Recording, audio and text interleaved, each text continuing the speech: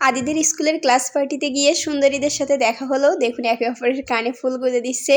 তো 20 তারিখে ছিল আদিদের স্কুলের ক্লাস পার্টি, তাই সকাল সকাল স্নান করে পূজাটা সেরে নিলাম। এদিকে বৌদি রেডি হচ্ছে, তারপর আমি আদিকে ঘুম থেকে উঠিয়ে রেডি করে দিলাম। সবশেষে আমিও রেডি হয়ে নিলাম। এরপর বৌদিদের স্কুল থেকে ফোন দিচ্ছে বৌদির বান্ধবীরা যে ওরা চলে আসছে, এজন্য আমরা দ্রুতই বেরিয়ে পড়লাম।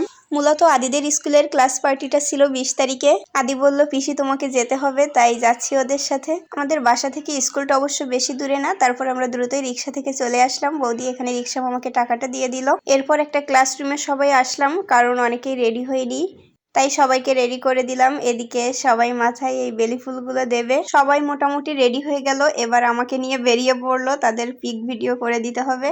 আর এই সময়ে বাচ্চাদেরকে ক্লাসরুমে রাখছিল, এজন্য আমরা ভাবলাম বাইরে থেকে ভিডিওগুলো করে আসি। তো বৌদিরা এখানে সবাই একে অপরের হাত ধরে হাঁটছিল। দেখুন রাস্তার মাঝ দিয়ে এক ঝাঁক হলুদ পাখি ঘুরে বেড়াচ্ছে। অবশ্য প্রতিটা মানুষজনই দেখছিল তাকিয়ে তাকিয়ে। তারপর বৌদিরা একে অপরের কানে ফুল গুঁজে দিচ্ছিল গাছ থেকে ফুল ছিঁড়ে। আমি সব বৌদিদের এত রিস্ক নিয়ে ভিডিও করে দিছি, পিক তুলে দিছি। আপনারাই বলুন তো কি গিফট নেওয়া যায় ওনাদের থেকে। আর বৌদিগুলো কিন্তু খুবই মিষ্টি, একদমই চিনির মতো। আর আজ ওনারা এমনভাবে মিশছে আমার সাথে, আমার মনেই হয়নি যে আজ ওনাদের সাথে আমার প্রথম দেখা। তারপর রাস্তার কিছু পিক ভিডিও করে আমরা চলে আসলাম রাস্তা পার হয়ে স্কুলে। তারপর এখানে বাচ্চারা স্টেজে নাচ করছে, খেলা করছে। একটু বাদেই টিচাররা মিলে কেক কাটলো।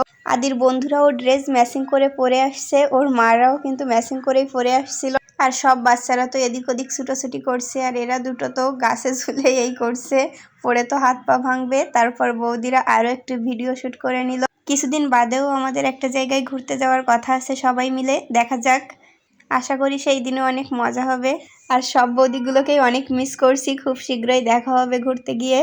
আর আপনাদের সবাইকেই আমার বিয়েতে তো দাওয়াত দেওয়াই হবে। আপনার ওইদিকে তো বাচ্চারা কবিতা আবৃত্তি করতেছিল, গান করছিল, নাচ করছিল। তারপর আদি একটা কবিতা আবৃত্তি করলো।